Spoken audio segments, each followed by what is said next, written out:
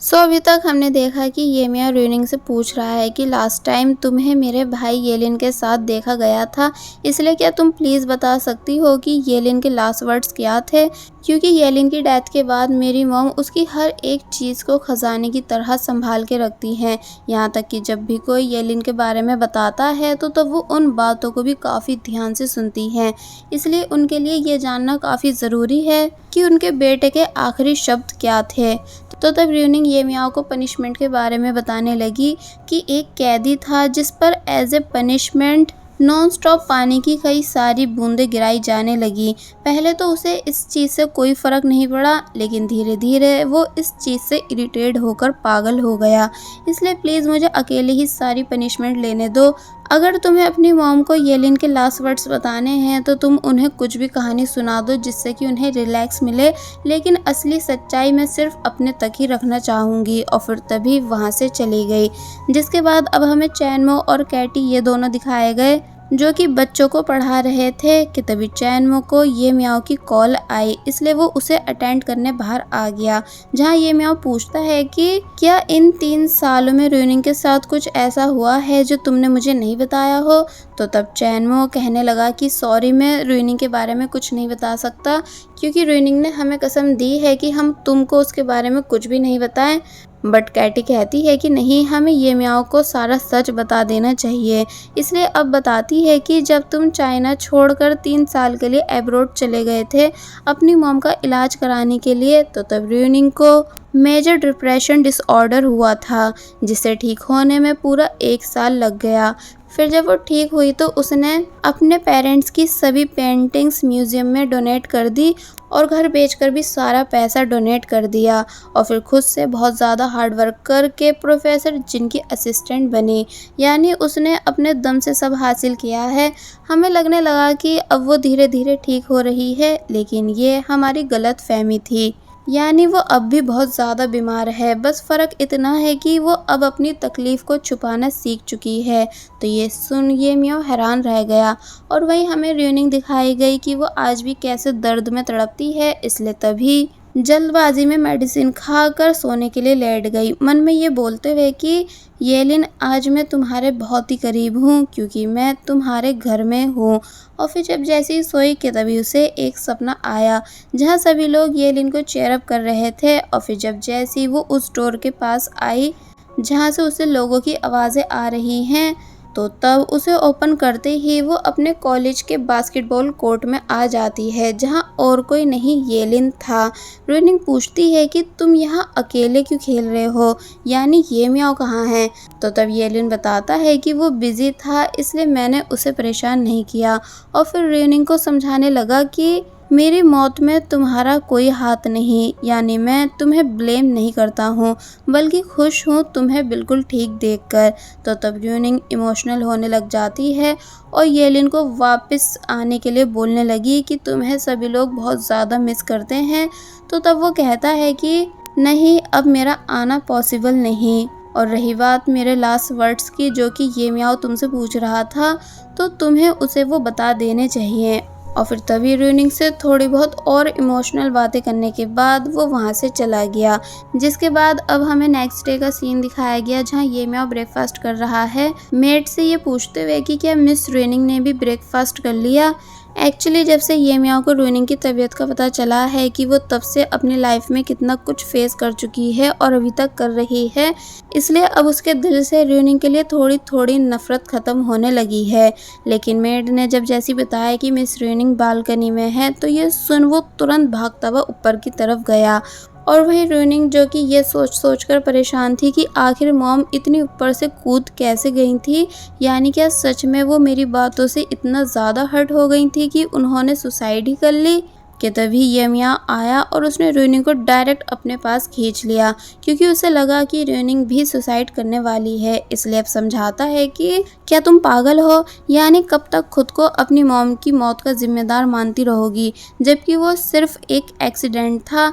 तो तब पहले तो र्यूनिंग हैरान हुई कि ये मियाँ को आज भी कैसे मेरी इतनी फ़िक्र है, मगर फिर बोलती है कि मैं बस कुछ देख रही थी, ना कि सुसाइड कर रही थी।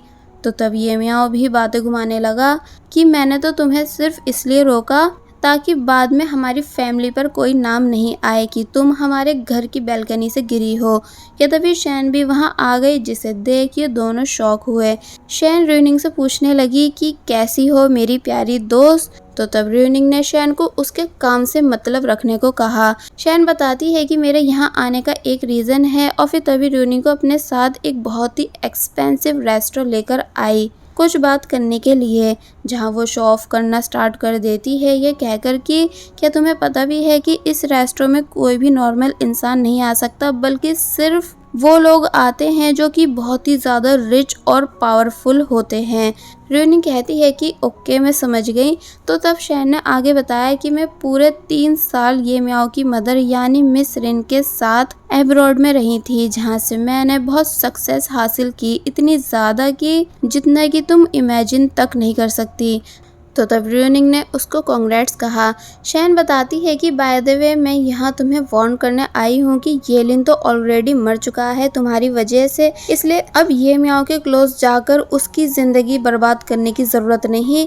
एंड मैंने सुना है कि तुम अपना घर और अपने पेरेंट्स का सभी कलेक्शन डोनेट कर चुकी हो, जिस वजह से तुम्हें स्कॉलरशिप लेकर स्टडी कंप्लीट करनी पड़ी, इसलिए अब प्रेजेंट में तुम जैसी गरीब लड़की ये म्याओ के लिए एज ए पार्टनर बिल्कुल डिज़र्व नहीं करती है। मुझे पता है कि तुम इस टाइम मुझसे बहुत ज़्यादा जेलस हो रही होंगी, क्योंकि जो सब कभी तुम्हारा हुआ करता था वो सब अब मेरे पास है, expensive bag, cloth and luxury life. तो तब र्यूनिंग कहती है कि आई थिंक तुम्हें ये म्याओ की मदर अच्छा पे करती है, क्योंकि तुम उनकी असिस्टेंट जो हो। लेकिन मुझे एक बात समझ नहीं आई कि असिस्टेंट्स की लाइफ तो काफ़ी ज़्यादा बिजी होती है, लेकिन तुम यहाँ बैठकर टाइम पास कैसे कर सकती हो। तो तब शैन को गुस्सा आया, इसलिए जवाब देती है कि मुझे ये म्याओ की फैमिली की फ़िक्र है, इसलिए मैं उन सभी की साइड से तुम्हें तुम्हारी जगह दिखाने आई हूँ। तो तब र्यूनिंग कहती है कि मुझे अपनी जगह अच्छे से पता है, लेकिन तुम खुद को ये म्याओ की फैमिली का पार्ट मत समझो, क्योंकि तुम उनकी सिर्फ एक असिस्टेंट हो जिसका काम पर्सनल मैटर्स में घुसने का नहीं। तो ये सुन शैन की बोलती बंद हो गई, इसलिए तभी उसने बेल बजाकर बिल मंगवाया, ये कहकर कि चलो तुम्हारी साइड से मैं पे कर देती हूँ, क्योंकि तुम्हारी इतनी औकात कहाँ जो इस एक्सपेंसिव रेस्टोरेंट का बिल पे कर सको। मगर तभी वेट्रेस बिल लेने से मना कर देती है, ये बोलकर कि आप हमारी बॉस की गेस्ट हो, इसलिए आपके लिए सब फ्री है। शैन कंफ्यूज होने लगी कि भला कौन बॉस, इसलिए कहती है कि अच्छा कहीं ये रेस्टोरेंट ये म्याओ की फैमिली का तो नहीं। मगर तभी र्यूनिंग ने फुल एटीट्यूड के साथ बताया कि ये रेस्टोरेंट मेरा है, यानी मैं यहाँ की बॉस हूँ। तो ये सुन शैन के होश उड़ गए, और फिर अब र्यूनिंग ने बताया कि भले ही मैंने अपना घर और मॉम डैड का कलेक्शन क्यों ना डोनेट कर दिया हो, लेकिन अब भी मेरे पास बहुत कुछ है, क्योंकि मेरे पेरेंट्स इतने ज़्यादा रिच थे जितना कि तुम इमेजिन तक नहीं कर सकती। यानी अभी भी मेरे पास 2 रिजॉर्ट्स और कई सारे एक्सपेंसिव रेस्टोरेंट हैं। बस फ़र्क इतना है कि मैं इन सभी जगह से आई कमाई को डोनेट कर देती हूँ और खुद सिंपल लाइफ जी रही हूँ विद माय हार्ड वर्क। इसलिए अब अगर तुम्हारी बकवास पूरी हो गई हो तो क्या मैं यहाँ से जाऊँ, क्योंकि मैं तुम्हारी तरह फ्री पर्सन नहीं। एंड हाँ, तुमने सही कहा था कि ये रेस्टोरेंट बेस्ट है, क्योंकि ये मेरा जो है। तो तब ये सभी बातें सुन शैन का चेहरा सच में देखने लायक था, क्योंकि उसका जल भुनकर बुरा हाल हो चुका होता है। अब र्यूनिंग जब जैसी वापस मेंशन आई कि तभी देखती है कि उसका बराबर वाला रूम ओपन है, जो कि येलिन का है। एक्चुअली वहाँ मिस रिन थी, जो कि अपने बेटे येलिन की फ़ोटो देखते हुए उसे काफ़ी ज़्यादा याद कर रही थी।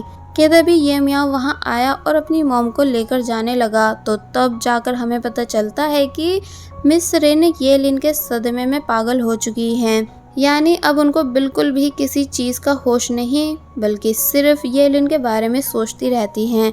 तो तब र्यूनिंग उनकी ऐसी हालत देख परेशान हो ही रही थी कि तभी शैन वहाँ आई और बोली कि देखा तुमने क्या हाल कर दिया है मिस रिन का, इसलिए कम से कम अब तो शर्म करो और यहाँ से चली जाओ। तो तब र्यूनिंग चुपचाप अपने रूम में आ गई और फिर जल्दबाजी में अपनी मेडिसिन ढूंढने लगी, क्योंकि उसकी एक बार फिर तबीयत बिगड़ रही थी। इसलिए जैसे तैसे मेडिसिन खाकर वो वहीं नीचे बैठ के काफ़ी बुरी तरह रोने लग जाती है। थोड़ी बहुत देर के बाद ये म्याओ जब जैसी र्यूनिंग के लिए मिल्क लेकर आया, तो तब उसे भी बाहर तक र्यूनिंग की रोने की आवाज़ें आ रही थी। कि तभी वो अंदर आया एंड कहता है कि अगर तुम सो नहीं रही हो तो लो ये मिल्क पी लो, लेकिन र्यूनिंग ने कोई रिस्पॉन्स नहीं दिया।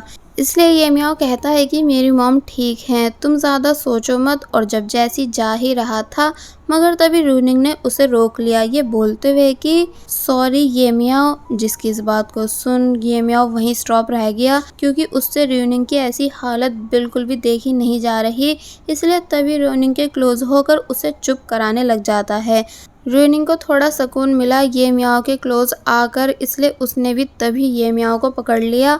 तो वहीं ये म्याओ भी अब थोड़ा शांत है, क्योंकि भले ही वो र्यूनिंग से कितनी ही नफरत क्यों ना कर ले, लेकिन वो उसका फर्स्ट लव है जिसे वो इतनी तकलीफ में बिल्कुल भी देख नहीं सकता। कि तभी दिखाया गया कि शैन भी इन दोनों को छुपकर देख रही थी। और बस फिर इसी सीन के साथ पार्ट 15 यहीं पर एंड हो जाता है।